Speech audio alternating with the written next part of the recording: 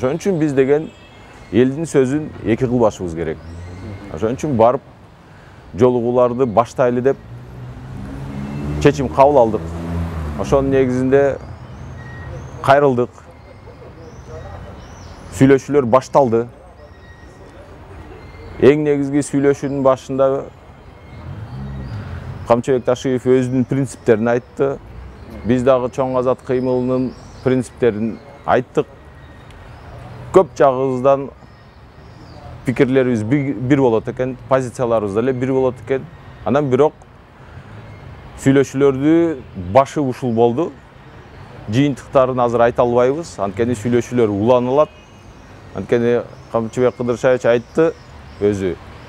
Балдар, бул саясат ошон үчүн туура түшүнгүлө. Көп маселелерди биз өзүбүздүн партиялаштар менен акылдашуубуз керек, кеңешүүбүз керек. Ошон үчүн көп маселелерди ачык айтыш керек.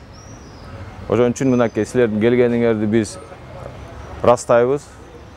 Эми сүйлөшүүлөрдү ушунун негизинде акырын жылдыра берели деген таризде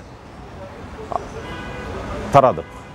Ошон үчүн акыркы мынакей качан сүйлөшүүлөр болот азыр белгисиз, убактысы такталат, бирок сүйлөшүүлөр башталды.